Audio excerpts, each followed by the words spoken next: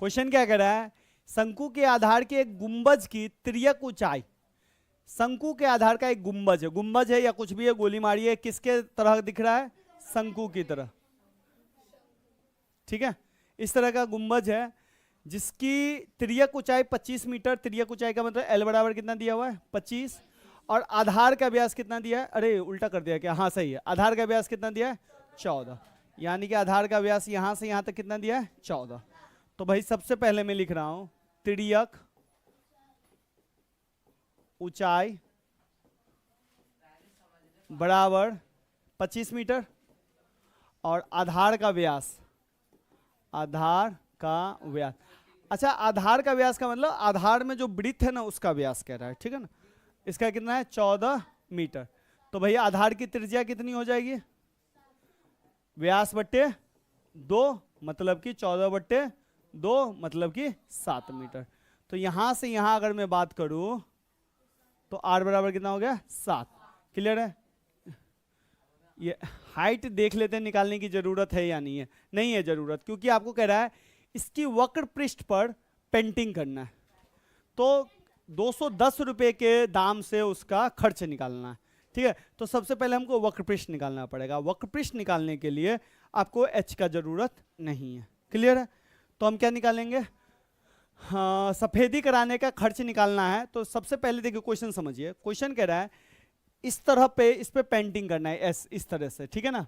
1 metre square का खर्च है 210 रुपया। तो कह रहा है इसको पेंटिंग कराने में टोटल खर्चा कितना लगेगा। तो सबसे पहले हमको ये तो पता चले भाई दीवार कितना है, इसका क्षेत्रफल पता रहेगा तभी ना। समझ में आया कि नहीं आया। तुम कहोगे कि भैया मैं इसको पेंटिंग कर दूंगा, मेरा रेट है 1 सेंटीमीटर का दाम 10 रुपया, 1 सेंटीमीटर स्क्वायर का दाम 10 रुपया, समझ गए। सो बताओ, तो मैं पूछूंगा पहले कितना रुपया लगेगा पूरा ये बताओ, तो तुम कहोगे भैया पहले ये तो बताओ कितना सेंटीमीटर है, तब ना मैं उसको मल्टीप्लाई करके आपको बताऊंगा। तो सबसे पहले क्या निकालोगे कि इसका एरिया कितना है, तभी निकालोगे ना। तो कहने का मतलब हमको भी इसका एरिया चाहिए। एरिया का मतलब क्या है, इसका वक्र पृष्ठ हमको चाहिए, क्योंकि पेंटिंग हमको किस पे करना है, वक्र पृष्ठ पे। क्लियर है, समझ गए। तो सिंपल मैं लिख रहा हूं गुंबज का वक्र पृष्ठ। गुंबज का वक्र पृष्ठ नहीं होता है, गुंबज किस तरह से दिख रहा है, तो हम शंकु का वक्र पृष्ठ लगाएंगे, समझ गए। तो शंकु का वक्र पृष्ठ होता है पाई आर एल। क्लियर है। पाई का मान कुछ नहीं है तो 22/, आर का मान, एल का मान 25, 7 से 7 गया 22 और 25 को गुना करोगे तो आएगा 550 मीटर स्क्वायर आ जाएगा हीरो। 22 को 25 से गुना करेंगे तो अब ध्यान से देखिए, यानी कि टोटल एरिया कितना है 550 मीटर स्क्वायर। अब देखिए क्वेश्चन कह रहा है 100 मीटर स्क्वायर पे खर्च कितना है 210 रुपए, यानी कि 100 मीटर स्क्वायर पे खर्च कितना है 210। तो हम ऐसे लिखेंगे 100 मीटर स्क्वायर पर खर्च बराबर 210 रुपया, ठीक है। ये किसका साइन है, रुपया का। रुपया का साइन कुछ नहीं, आर लिख दो रॉ और इसको ऐसे करके काट दो, ठीक है। लो 2 बार काट देते हैं, मैं भी काट देता हूं, लो ठीक है, ठीक है। अब देखो 100 मीटर पे तो सबसे पहले 1 मीटर पे निकालो, तो 1 मीटर स्क्वायर पर खर्च बराबर 2 बार काट के 210/100। क्लियर है। अब कितना पे हमको निकालना है, 1 मीटर पे निकल गया, तो अब हमको 550 को निकालना है, तो 550 पे निकाल रहे हैं।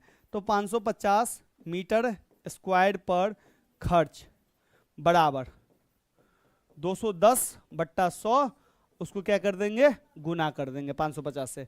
1 0 से 1 0 ये कटेगा, 1 0 से 1 0 ये कटेगा, नीचे में बचा 1, ऊपर में बचा 21 और 55।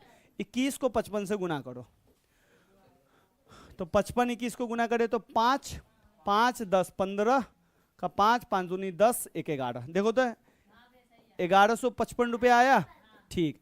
यानी कि टोटल खर्चा कितना लगेगा 1155। ये थोड़ा समझ में आया आप लोगों को। 100 मीटर से था ना तो हमने 1 मीटर पे ले आया, अगर 1 मीटर पे रहता तो हम डायरेक्ट गुना कर देते। तो 100 पे था तो सबसे पहले 1 पे लाए और 1 से फिर 550 पे लाए। क्लियर है, कोई दिक्कत बताइए नहीं ना। 8 केला का रेट 8 रुपया है, तो 12 केला का कितना रुपया होगा, सबसे पहले आपने अपने दिमाग में एक केला पे लाया होगा कि एक केला का रेट 1 रुपया है, तो मतलब 12 केला का 12, समझ गए?